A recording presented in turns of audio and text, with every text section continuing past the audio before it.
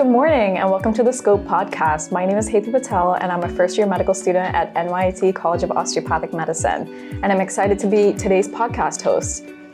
I'd like to introduce our special guest for today's conversation. Hi everyone, my name is Bita and I am a first-year medical student at NYT Com. I'm excited to be here today. Hi everyone, I'm Tawdrous. I'm also a first year here at NYT Com, and I'm really happy to be here. Thank you for having us. Thank you so much for joining our conversation on today's topic, how to maintain relationships with friends and families while managing the workload and time commitment of medical school. So where are you guys coming from? So I'm from Northern Virginia, so that's a long ways from New York, and I have one younger sister, and my parents are still in Northern Virginia. I live with one roommate right now, pretty close to campus. I'm actually from Staten Island, so not too far, but I did have to move out here because that drive is horrendous, especially in like today's snow. That was never gonna happen. I have a younger sister and I live with my parents, or I live with my parents back home, and right now I live in a house with 7 other guys. So it's just a wonderful experience. Wow, that's interesting. I'm actually from around here, 20 minutes from campus, so I'm pretty close to family and friends. So entering a new phase in our lives can be scary, especially if we're coming in feeling alone. How was this transition for you? I could go first. So I was actually part of the BSDO program here, so I was very thankful to know not everyone, but I knew some people coming in. So that kind of made the transition fairly smooth. They kind of introduced me to each other because I didn't know them that well because I was from the city. They introduced me to each other, whoever they knew here, and that was pretty good. But I'd like to think I put myself a little bit out there just because I wanted to meet new people, and it was honestly a great experience because, like, for example, I met you guys, and it was like I got to make a lot of friends here, and that was really nice. That's awesome. Yeah, so for me, it was a little bit different. I knew no one coming into it. I know a lot of people messaged on GroupMe or Facebook to find people that were in the incoming class, but I walked in literally knowing no one. Mm-hmm. And that was like a hard adjustment, but I think really putting myself out there and talking to anyone I saw, most people I met, everyone was super genuine and kind and really looking for that connection. Mm-hmm. So they were really receptive to me just going up to them, talking about anything, studying with them. So it's been a great experience. It seems like all 3 of us went through something similar. Did you ever realize that many of your classmates were also struggling with similar feelings, even if it didn't look that way on the surface?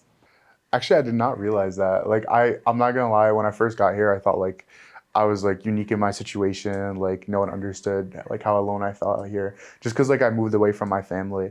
But I feel like the closer I got and the more I put myself out there and the more I got to talk with people, I realized we're kind of all living the same life, just in different fonts. It was very interesting to kind of like leave my own bubble and see like, oh wow, everyone is also in their own bubble when you really look at it, and all the bubbles are about the same.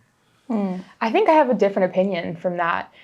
For me, since I went to an out-of-state school for college, I went to Vanderbilt, like having that experience, a lot of people here live pretty close or haven't really had that distance prior. So I think it's been harder for them to like maintain those relationships, or if they're coming from an out-of-state area, not having those like connections with their family as much has been kind of difficult for them. So that's just something I've noticed, but I don't know if you guys agree with that. Yeah, since I'm also from around the area like Ridge, I had a similar experience to him where I knew people going in, so it made it a little bit easier, but I would say I still felt feeling similar to you as well, Bita.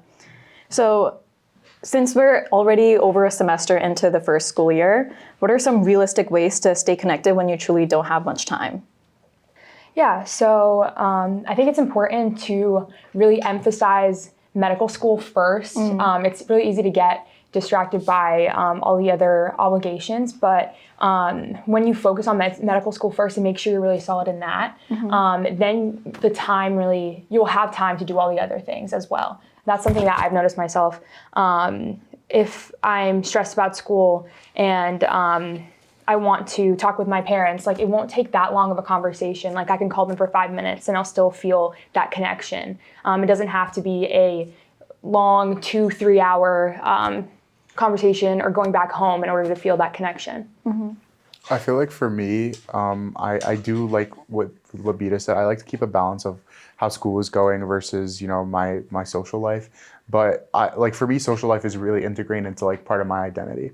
So kind of studying with people, being on campus all the time, or not all the time, but a lot of the time, is pretty important for me because it helps me stay connected with my friends here. All these new connections that I made, I like to keep them maintained. And I feel like it's important to kind of put effort into your village so that you have one.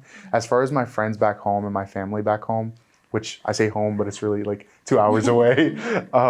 I definitely check in with my parents every day. Like my parents and my sister are a really big part of my life. So I check in with them every day. And then all my friends, I definitely see them on a monthly basis. Like it's in our calendars, like we're gonna see each other every month. Either I come here, I go there, or they come here. And it's always nice, honestly. I like what you both said about putting in even a little bit of time for your village. I feel like I like to do the same, even if it's just 5 minutes out of my day. But in contrast to that, how do you handle the guilt of not being able to show for your loved ones as often as you would like? I think at the end of the day, it's really important to remember that we're trying to reach this like greater goal of like being a doctor, and it takes a lot of sacrifices, and that's something we're going to continue to have to make throughout our careers and then into residency. So I think a lot of it has to come with coming to terms with how much you can give. Even if you can give a little bit to your friends and family, they will understand. They know that you have this like greater passion that you're really pursuing. So that's one thing I've been doing. I mean, for me, whenever I do go back home, and I try to make that as often as I can, but sometimes I am here months at a time. So I'm not really seeing my parents for like a month or two. When I do go back home though, I like to like really go out of my way to like spend all my time and be very present. I feel like being present is really important with how I maintain my connections. So when I'm here, I'm fully here. I'm present with my friends here. I'm present with my work here, my obligations here. And then when I'm home, I'm really present at home too. I make sure all the like time I have is dedicated to like hanging out with my sister, hanging out with my parents, making sure, you know, stuff around the house is okay. So I feel like for me, how I deal with the guilt is just by making sure I'm present as much as I can. I love that.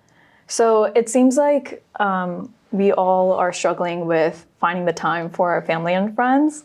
So I'm not sure if you also have similar experiences, but I have family and friends who aren't in the medical field. So how do you explain the demands of medical school to people who aren't in medical school? That's a really good question. I feel like honestly, I've been buttering my friends and family up for this for a while. Like I would have been part of the program, so the program has been taking my attention for the past 3 years. Like they saw the time dedication. So I feel like they've been buttered up long enough for to know like sometimes I just have to disappear and that's just the way it is. But they know that it's always for a good reason, and I'll never like truly disappear. Like I'll always, at least like with my friends, do a weekly check-in. So they always like, we always have that to look forward on both ends. But I feel like I've been buttering them up for it, so they should be prepared That's for awesome. it now. So in my case, I'm pretty lucky in that my family are immigrants. So for them, education is the number one thing, and I'm also going to be the first doctor in my family. So they're all really proud of me for being able to do that and for being able to make it this far. And in terms of my friends, all of my best friends and closest friends are also in the healthcare field. So they also understand what it's like and they understand the demands because they're also going through it themselves. Yeah. Damn, powerhouse friend group. I think I have like, you touched on having immigrant parents. My parents are from Iran, so I also have that experience. And mine is like kind of interesting because I think they expect me to spend even more time studying and doing other things. Like they expect me to take more out of the social aspect and really dive in more into medicine. And I think that's like been something hard for me to balance, those expectations of constantly being studying with what I know that I need to do to maintain every aspect of my life. Right, I agree.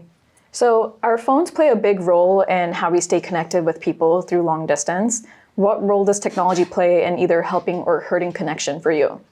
So I've been in a long distance relationship for quite some time now. So I really rely on using FaceTime and technology to really maintain that.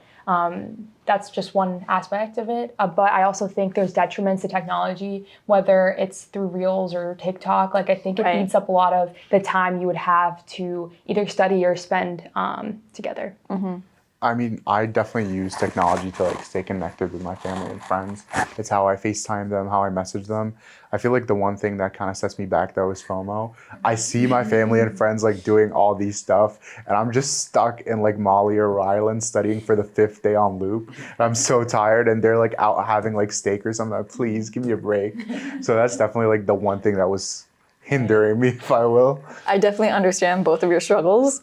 What advice would you give to our future first-year students who are worried about how medical school will impact their personal and social lives? I feel like the advice I would give to future med students is to make sure you take it a step at a time.